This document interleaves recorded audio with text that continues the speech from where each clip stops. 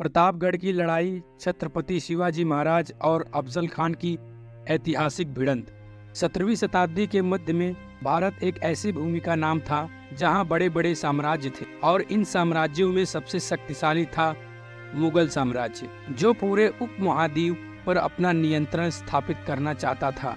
लेकिन इस बढ़ती ताकत के सामने एक ऐसा योद्धा खड़ा हुआ जिसने इसके खिलाफ अपनी आवाज बुलंद की। यह योद्धा थे छत्रपति शिवाजी महाराज, जो अपनी वीरता, रणनीतिक कौशल और अदम्य साहस के लिए जाने जाते थे। मुगल सम्राट औरंगजेब शिवाजी की बढ़ती ताकत से चिंतित थे, लेकिन इससे पहले कि मुगलों ने शिवाजी के खिलाफ किसी बड़ी मुहिम शुरुआत की, बीजापुर के सुल्तान आदिल शाह ने शिवाजी को कुचलने के लिए अपने सबसे डरावने सेनापति अफजल खान को भेजा।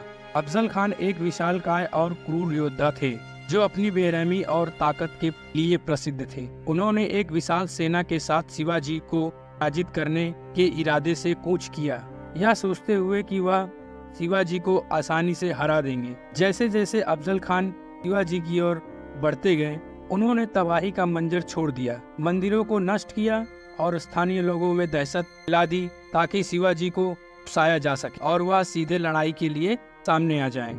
लेकिन शिवाजी महाराज कोई साधारण शासक नहीं थे, वह गुरिल्ला युद्ध के मास्टर और एक कुशल रणनीतिक थे। सीधे युद्ध में उतरने के बजाय शिवाजी ने अफजल खान को चकमा देने का निर्णय लिया। वह अपने पश्चिमी घाटों में स्थित पहाड़ी के किले प्रतापगढ़ में चले गए। यह किला घने जंगलों और दुर्गम पहाड़ियों से घिरा हुआ था, जो घात लगाने के लिए आदर्श स्थान था। अफजल खान शिवाजी को कमतर आंकते हुए उनसे मिलने के निमंत्रण को स्वीकार किया। यह बैठक प्रतापगढ़ की लहटी में एक विशेष रूप से निर्मित तंबू में होने वाली थी। दोनों पक्षों ने यह सहमति जताई कि वे बिना हथियारों के मिलेंगे और प्रत्येक पक्ष केवल एक छोटे से अंगरक्षक दल के साथ आएगा। मुलाकात के दिन शिवाजी ने अफजल खान के विश्वासघाती स्वभाव को भांपते हुए सावधानियां बरती। उन्होंने अपनी साधारण पोशाक के नीचे हल्की जंजीरदार कवच पहनी और अपने बाएं हाथ में वाघ नख तथा दाहिने हाथ में एक छोटा सा खंजर छिपा लिया। जब दोनों नेता मिले तो अफजल खान, जो शिवाजी से लंबा और मजबूत था, उन्हें मित्रता के झूठे इरादे से गले लगाया। लेकिन यह आलिंगन जल्द ही एक हमले में बदल गया। जब अफजल खान ने शिवाजी को गला घोटने की कोशिश की, लेकिन शिवाजी तैयार थे। बिजली की तेजी से उन्होंने छिपे हुए वाघ नख से अफजल खान पर वार किया, जिससे उसके शरीर में गहरे घाव हो गए।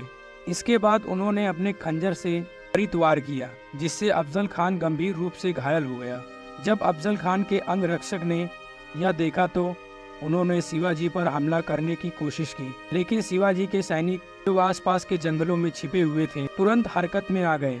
उन्होंने बीजापुरी सैनिकों पर जोरदार हमला किया। शिवाजी महाराज की जीत से उत्साहित मराठा सेना ने अफजल खान की शेष सेना पर हमला बोल दिया, जो अभी भी किले के आधार पर तैनात थी। अचानक हुए इस हमले से और अपने सेनापति की मौत से हताश बीजापुरी सैनिक को करारी हार का सामना करना पड़ा।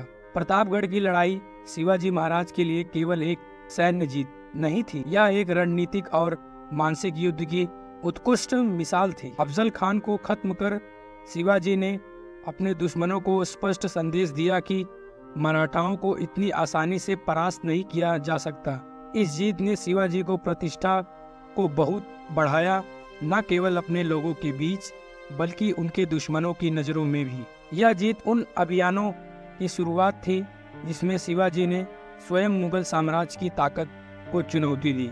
इस जीत के बाद मराठा सेना ने गुरिल्ला रणनीति, बिजली की तेजी से किए गए हमलों और रणनीतिक किलों का उपयोग कर मुगलों और अन्य क्षेत्रीय शक्तियों का विरोध जारी रखा। शिवाजी महाराज के नेतृत्व ने एक योद्धा पीढ़ी को प्रेरित किया और मराठा साम्राज्य की नींव रखी, जो भारतीय इतिहास में एक महत्वपूर्ण शक्ति के रूप में उभरा। प्रतापगढ़ में शिवाजी की अफजल खान के साथ हुई इस भिड़ंत की कथा मराठा गौरव और प्रतिरोध का प्रतीक बन गई। यह साहस, चतुराई और अदम्य आत्मा का उदाहरण है, जिसने शिवाजी महाराज के शासन को परिभाषित किया। एक ऐसी आत्मा को भविष्य की पीढ़ियों को उनके स्वतंत्रता और संप्रभुता के लिए लड़ने के लिए प्रेरित किया। एक ऐसी आत्मा जो भविष्य की पीढ़ियों और उनके स्वतंत्र और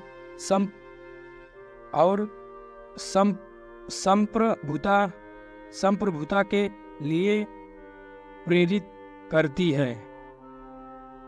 एक ऐसी आत्मकथा जो भविष्य की पीढ़ियों को उनके स्वतंत्र और संप्रभुता के लिए प्रेरित करती है। यह लड़ाई जो वीरता और चतुराई से भरी हुई है, उन अनेक कहानियों में से एक है जो बताती है कि आज भी शिवाजी महाराज को भारत में एक नायक और प्रतिरोध के प्रतीक के रूप में क्यों पूजा जाता है। धन्यवाद।